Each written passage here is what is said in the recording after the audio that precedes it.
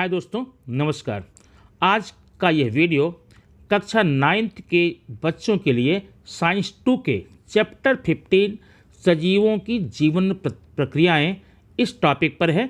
आज इस वीडियो में आप इस चैप्टर के सारे स्वाध्याय के सारे क्वेश्चंस को देखेंगे, वो भी आंसर और विश्लेषण के साथ, जो कि आपके लिए बहुत ही लाभदायक सिद्ध होने वाला है। आइए देखते हैं इसका क्वेश्चन नंबर 1 क्या है और क्या।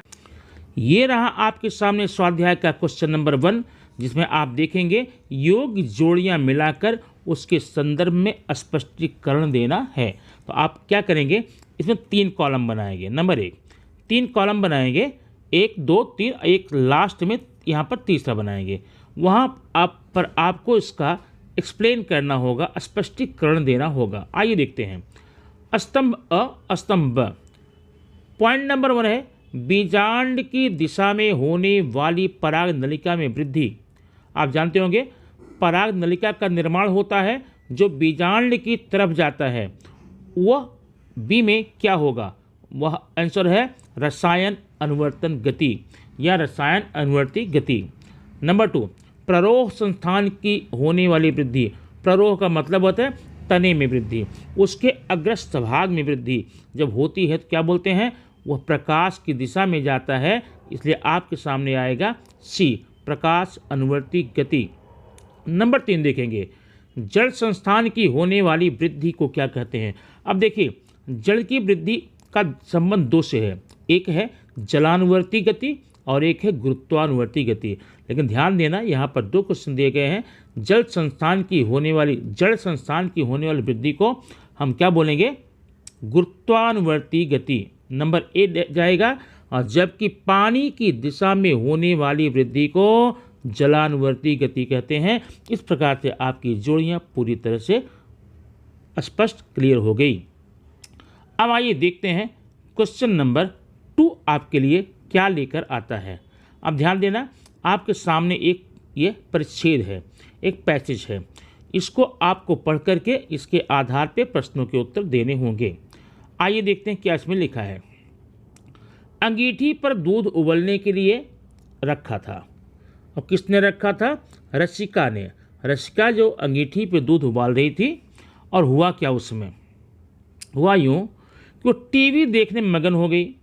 इतने में कुछ जलने की बदबू आने लगी। वह दौड़ते हुए रसोई घर में आई। दूध उफन कर पतीले से बाहर आ रहा था और क्षण मात्र में उसने पतीला हाथ से पकड़ा। ध्यान रखना, पतीले को हाथ से पकड़ा, पकड़ से नहीं। वह तुरंत चिल्लाई और पतीला छोड़ दिया। सारा दूध बेकार हो गया। अब आपको दूध पे नहीं जाना है, नीचे दिए गए प्रश्नों के उत्तर को देना है। नंबर देखिए, यह क्रिया डैश कोशिका द्वारा नियंत्रित की जाती है। अब डैश कोशिका में आप क्या लिखेंगे? तंत्रिका कोशिका। क्या आंसर होगा इसमें? तंत्रिका कोशिका के द्वारा नियंत्रित की जाती है। अब अगर आप तंत्रिका कोशिका देखना चाहते हैं तो ये है आपके सामने तंत्रिका कोशिका। आगे बढ़े। इस कोशिका के वैशिष्ट्यपूर्ण अग्रभाग, ये कोशिका का आगे का भाग देखिए जो आपको दिख रहा है अंगुलियों की तरह, उसके द्वारा जानकारी ग्रहण की गई। तो वो जो आप देख रहे हैं अंगुलियों की तरह रचना, उसे कहते हैं वृक्षिका।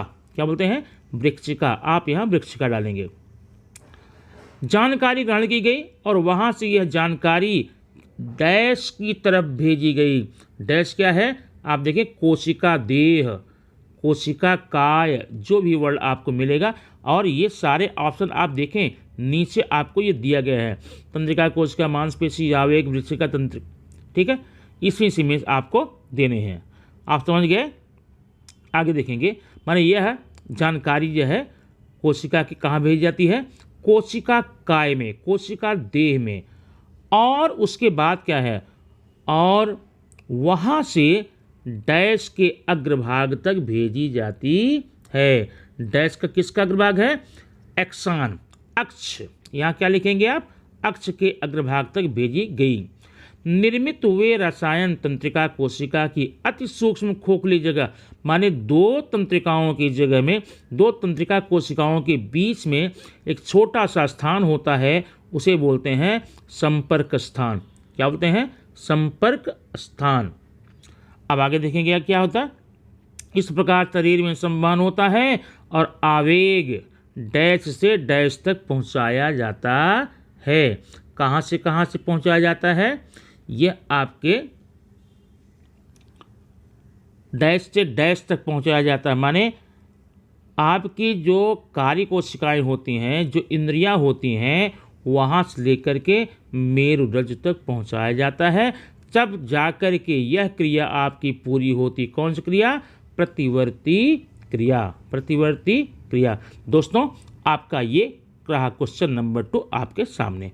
अब आइए देखते हैं, यहाँ पर कुछ परिभाषा आपको लिखनी है, परिभाषा देखनी है। परिभाषा आप देखेंगे और वहाँ पर लिखेंगे। पहला है मूल दाब या मूलीय दाब, रूट प्रेशर जिसे कहते हैं। ये देखिए, आप इसके बारे में क्या जानकारी देंगे?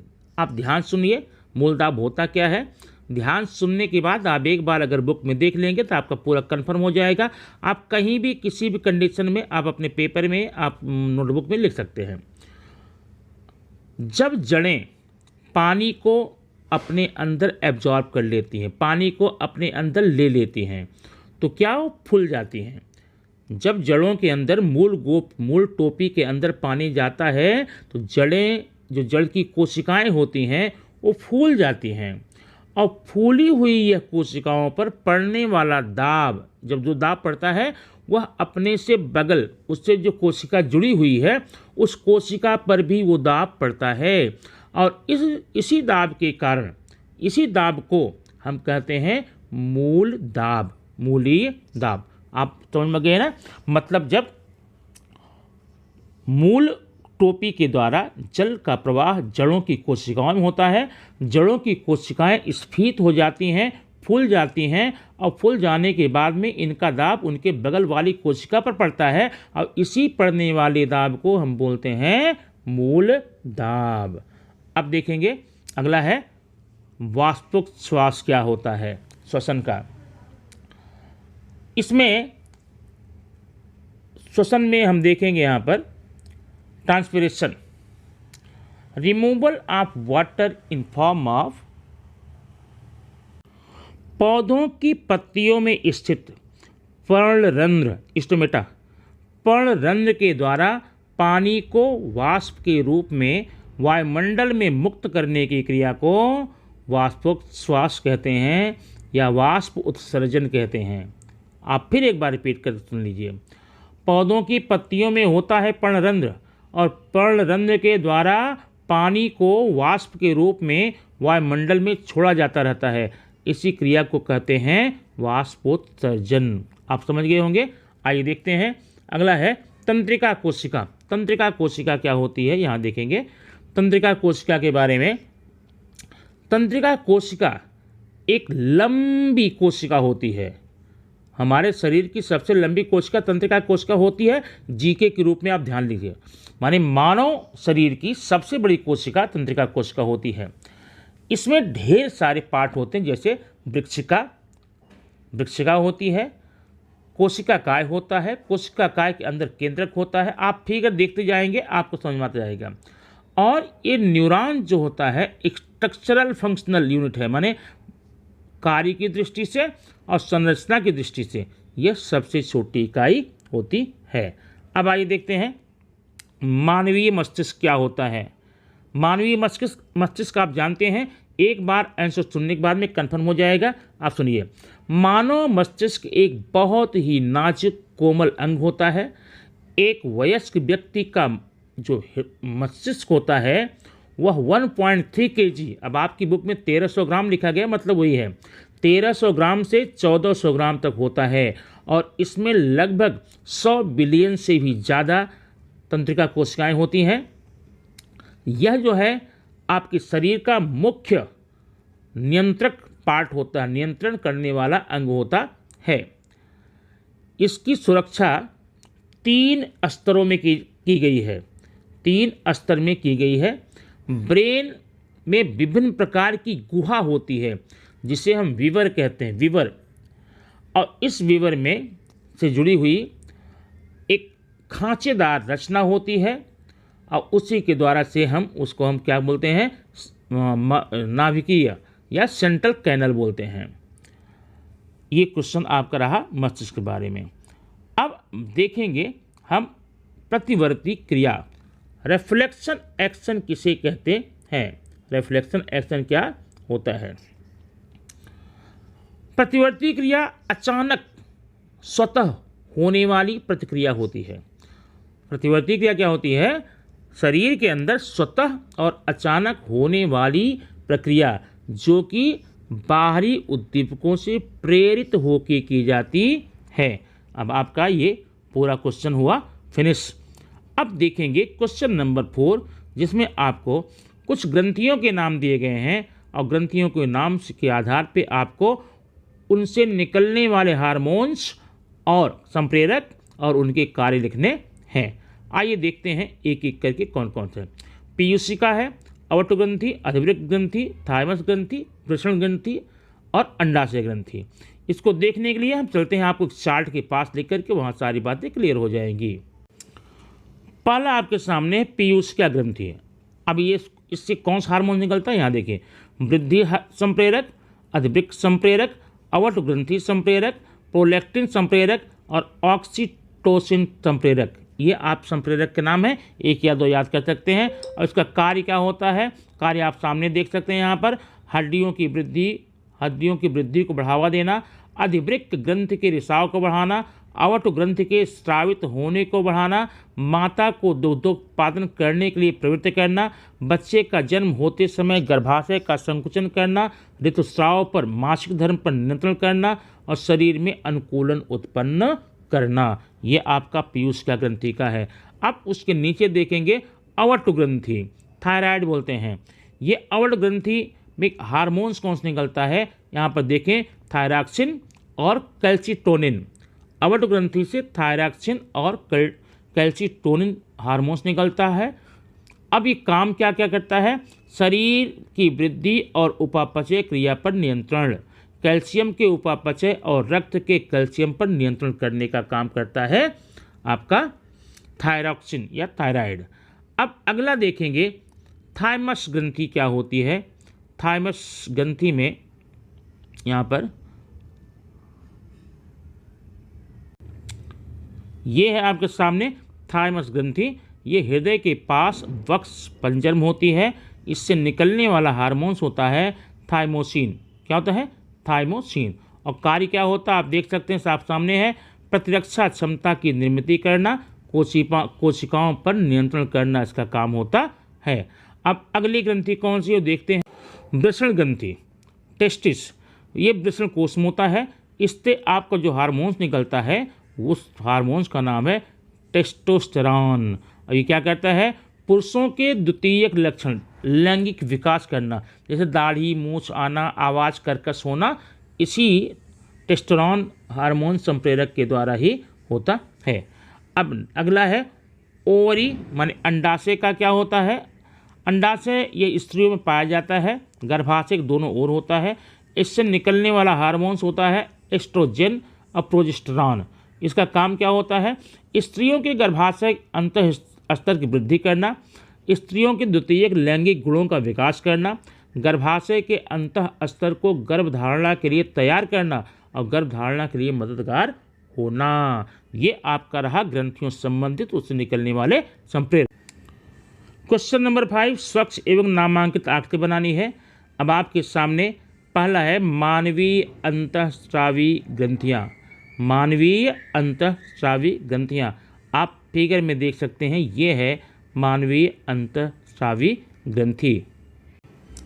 यह है मानवीय अंतःस्रावी ग्रंथि, आपके सामने इस फिगर में देख सकते हैं। सारे ग्रंथियों के नाम यहाँ पर दिए गए हैं, ठीक है। इसी प्रकार से आप इन आकृतियों का अच्छे से अभ्यास कीजिए। मानवीय मस्तिष्क है, नेफ्रॉन की रचना, तंत्रिका कोशिका और मानवीय उत्सर्जन संस्थान की रचना का प्रैक्टिस करके चित्र बनाने का अभ्यास कर सकते हैं। अब आइए देखते हैं अगले क्वेश्चन में आपको क्या करना है और कैसे करना है। क्वेश्चन नंबर 6, मानव शरीर में रासायनिक नियंत्रण कैसे होता है, ये बताकर कुछ संप्रेरकों के नाम और उनके कार्य विशद कीजिए। मानवीय शरीर रासायनिक रूप से समन्वय करने वाला अंग होता है। इसमें एक जटिल रसायन मिलता है, उस जटिल रसायन के नाम होता है हार्मोन्स या संप्रेरक। ये संप्रेरक विभिन्न प्रकार की ग्रंथियों से निकलते हैं। ग्रंथियां जैसे अभी आप पढ़ कर आ रहे हैं, थायराइड, पिट्यूटरी, एड्रिनल ग्रंथि, वृषण ग्रंथि, अंडाशय ग्रंथि। इन्हीं ग्रंथियों से विभिन्न प्रकार के हार्मोन्स निकल करके हमारे कार्य में समन्वय बनाते हैं। अब इसमें और एग्जाम्पल क्या होगा, अभी वृद्धि के लिए कौन सा हार्मोन्स है जो आपकी वृद्धि को नियंत्रित करता है, और पिट्यूटरी हार्मोन होता है, थायरॉक्सिन हार्मोन होता है और एड्रिनल हार्मोन्स होता है। ठीक है। अब क्वेश्चन नंबर 2, मानवीय, यहाँ पर है मानवीय उत्सर्जन वनस्पति और मानवीय उत्सर्जन और वनस्पति उत्सर्जन में अंतर स्पष्ट करना है। बहुत सिंपल सी बात है, आप इसको पढ़ चुके हैं। नंबर 1, जैसे पहले परिभाषा आप लिखेंगे, मानवीय शरीर के अंदर से अपशिष्ट अपवर्ज्य पदार्थों को बाहर निकालने की क्रिया को उत्सर्जन क्रिया कहते हैं। और मनुष्य में जो उत्सर्जन क्रिया होती है उसका मूलभूत अंग होता है वृक्क। इसके अलावा उत्सर्जन के लिए और ढेर सारे अंग हैं, त्वचा से, नाक से, आँख से, कान से, नाखून से, इन सब से उत्सर्जित पदार्थ निकलते हैं। जबकि वनस्पतियों में उत्सर्जन के लिए कोई विशेष अंग नहीं पाया जाता है। उनके प्रायः कई हिस्सों से उत्सर्जित पदार्थ बाहर निकलते हैं, जैसे फलों के द्वारा, बीज के द्वारा, जड़ के द्वारा या पत्तियों के द्वारा। आप देखे होंगे कभी कभी कुछ पौधों में गोंद निकलता है। ये गोंद क्या है? गोंद भी एक प्रकार का उत्सर्जित पदार्थ है। यह जलवाहिनी में जमा हुआ वेस्ट मटेरियल होता है। साथ ही साथ कुछ पौधों की पत्तियों को छूने से हमें खुजली या दर्द जैसा होता है। ये होता क्यों है? क्योंकि कुछ पौधों में कैल्शियम ऑक्सलेट के क्रिस्टल होते हैं जिन्हें हम बोलते हैं रेफाइड्स। रेफाइड्स की छूने से भी हमें खुजली होती है। क्वेश्चन नंबर ब है। ब में क्या? तीसरा है, वनस्पतियों में किस प्रकार का समन्वय होता है, इसका उदाहरण स्पष्टीकरण दीजिए। वनस्पतियों में कौन से प्रकार का समन्वय होता है?